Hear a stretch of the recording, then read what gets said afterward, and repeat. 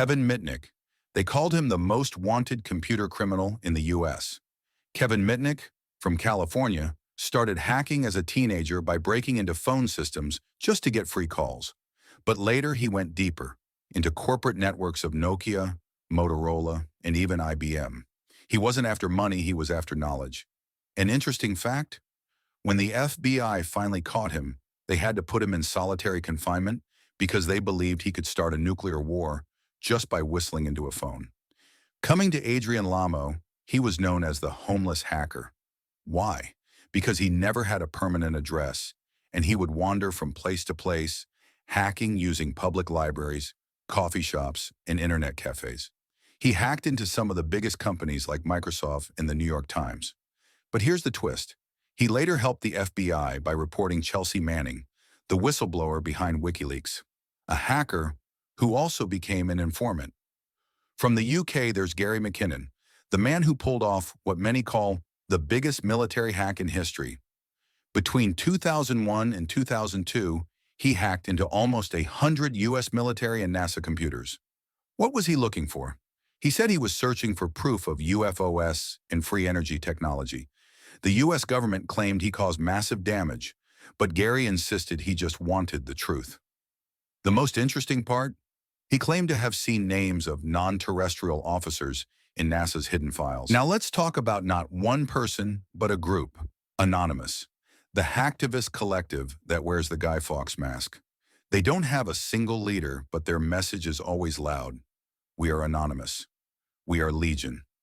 They've attacked the Church of Scientology, PayPal, government websites, and more. Love them or hate them, they've become a symbol of online protest. The interesting part? Anyone can claim to be anonymous because it's more of an idea than a single hacker. Moving to Kevin Poulsen, also known as Dark Dante. His claim to fame? Hacking into a Los Angeles radio station's phone line so only he could get through. Why? To win a Porsche in a contest. And he did win it. But his skills didn't stop there. He also hacked into FBI systems. After serving his time, he turned his life around and became a respected journalist. Proof that sometimes hackers can switch sides.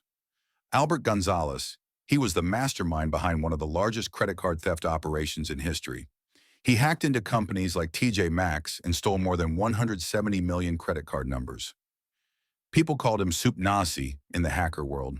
What's crazy is that he was once an informant for the Secret Service, helping them catch other hackers, while secretly running his own massive cybercrime ring. Speaking of hacker-turned-informants, there's Hector Monsegur, better known as Sabu. He was one of the leaders of the LulzSec hacking group, famous for attacks on Sony, Fox, and even the CIA. But here's the twist. When the FBI caught him, he flipped. He started working with them and helped bring down other hackers.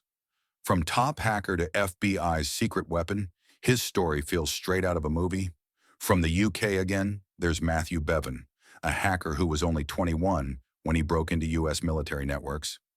At first, he claimed he was just doing it for fun and research. But things got serious when he accidentally hacked into South Korean military systems during a time of high tension with North Korea.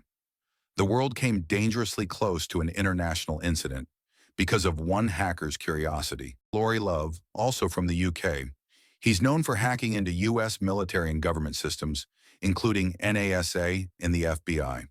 What made him stand out was his activism. He wasn't just hacking for fun, but as a form of protest. The US wanted to extradite him, but he fought a long legal battle and won, staying in the UK. His story is one of hacking, politics, and human rights all tied together. Meet Jeanson James Ancheta, a hacker who didn't just break into computers, he took control of them. In the early 2000s, he built massive botnets, armies of infected computers, and then rented them out to spammers. Basically, he turned hacking into a business model. The FBI called him one of the first cyber criminals to profit directly from botnets. Interesting fact, at just 20 years old, he was already running thousands of hijacked machines like his own secret army. Now let's talk about Julian Assange. Long before WikiLeaks made him a household name, he was a hacker under the alias Mendax. In the late 1980s, he broke into government and military systems across the world, just out of curiosity. He wasn't stealing money. He wanted information. That same curiosity later grew into WikiLeaks, one of the most controversial platforms of our time.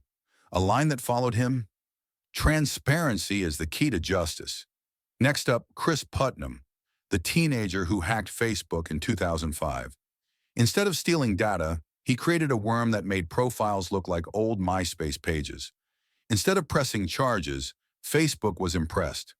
So impressed that they actually hired him. Imagine that.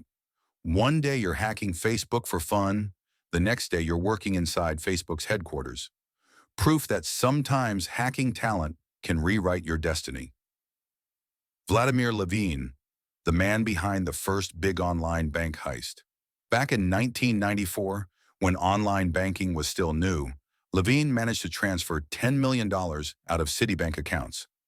Using nothing but a laptop and phone lines, he exploited a system nobody thought could be hacked.